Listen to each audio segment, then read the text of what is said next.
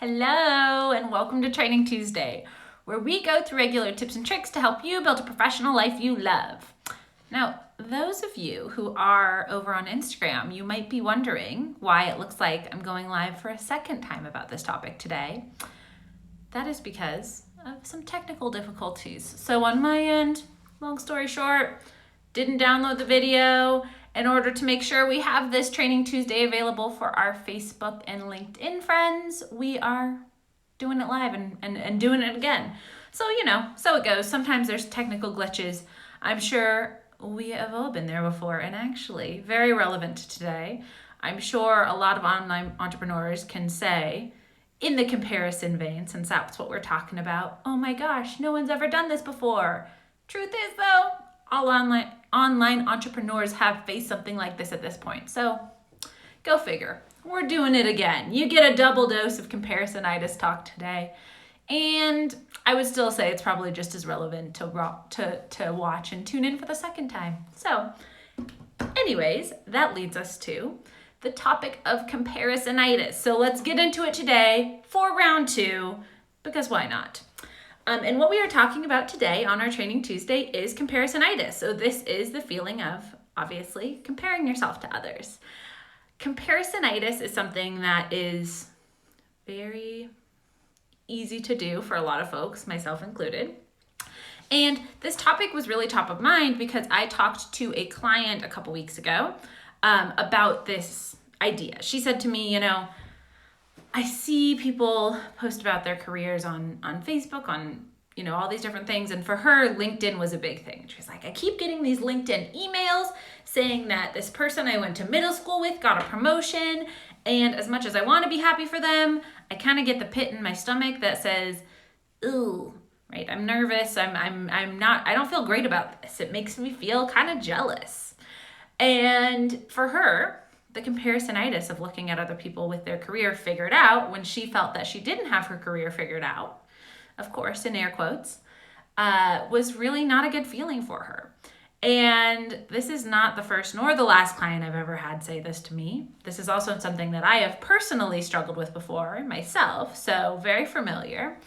And it's really compelling, right? I'm sure a lot of you can relate. If any of you have ever fallen victim to feeling like you need to compare yourself to others, or looking at what other people are doing online, and that's really started to make you feel, questioning your path, like, let me know, because I know it's exceptionally common.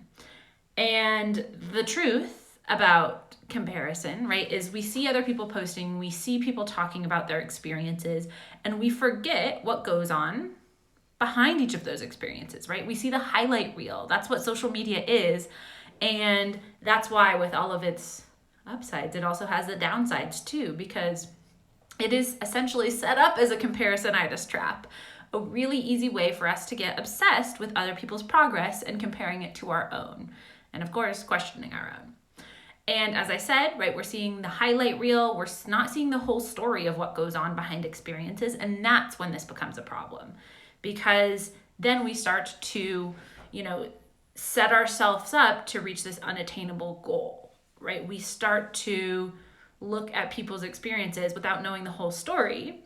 And it's unfair to compare ourselves to that, right? Because if we see someone having a huge success and we are not paying attention to all of the work that goes into that success, well, then it's going to be really easy for us to say, shoot, I should be there too, or judge ourselves for not having reached that milestone. And it's not really doing us any favors, right? It's setting this task that's too high to reach, and it's making it all really challenging. And so I wanted to share again for each of you what I think are 3 things you can do if you're falling into the comparisonitis trap, whether it's in your personal life, your professional life, whatever. If you're starting to look to others and compare yourself to it and feel shame or feel bad or feel any of the above, we want you to do 3 things. So 1, I want you to think about what could actually be going on behind the scenes, right? So that success that person just had, instead of assuming that it just came easily to them, think about what work might have gone on behind it. When I transitioned in the ad agency I worked for to talent development and culture from media buying, from the outside, it probably looked like it was a swift transition. But from the inside, for people who knew and for people who were aware of what I had gone through, it took about a year of me figuring out, doing some work on certain teams, right? Making it happen. And so think about, I want you to, number one, think about what could be going on behind the success story you're seeing. What is the work that could have gone on? What are the frustrating, hard nights that could have gone on? It helps humanize a person and their experience. Number two, I want you to think about what kind of thing it is that sets off this comparisonitis. So whether it's Facebook, if LinkedIn is your bugaboo, whatever it is the thing that kind of gets you into the comparisonitis vortex and gets you obsessed with those things. I want you to try and identify what it is and see if there's a healthier way you can use it. So if it is social media, is there a way that I could set time caps for myself so that I'm not just constantly scrolling, but I only go on when I want to? Or maybe I can limit the notifications that LinkedIn automatically sends me to tell me about promotions, and instead I only see those when I go on to the site, right? Whatever it is that you can do to help limit and put more healthy boundaries around the thing that makes you feel so comparison-y. Then the third thing I want you to do is I want you to come back to focusing on yourself, right? Because envy is typically a really good indication that there's a need that we're feeling that hasn't been met.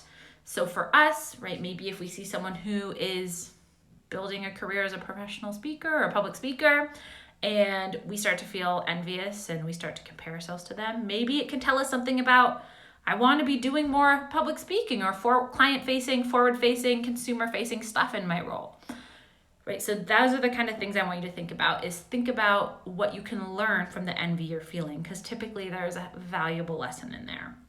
And I want you to look at it and look deeper so you can get something out of it. So that is my tip for you this week. If you are feeling comparisonitis, which we all have at some point, myself included, if you are feeling comparisonitis, I want you to stop and do those three things. So I want you to think about what's going on behind the curtain, what's going on behind the work, behind the success. I want you to limit whatever is the trigger that gets you to feel comparison. And then I want you to think about focusing on yourself and what you can learn from those things, what that comparison can teach you. Because then you can focus on your life. And I will tell you, your life is for you. And as long as you are making it, right, as long as you are focusing on making it what you want it to be, envy disappears. It's amazing how it happens. So focus on building up your life opposed to comparing yourself to others. And I know you'll feel better at the end of the day. Okay? So that is my tip for you this week. I'm here to help if you need it. I'm here to help you figure out what it is that's going to make you feel more full so you're no longer looking to others and feeling that tinge of yucky comparison deep down, okay? That is my tip for you this week. Be aware of comparison, be on the lookout for it, and make sure that you have the upper hand, because that's what we want at the end of the day. And in the meantime, happy working.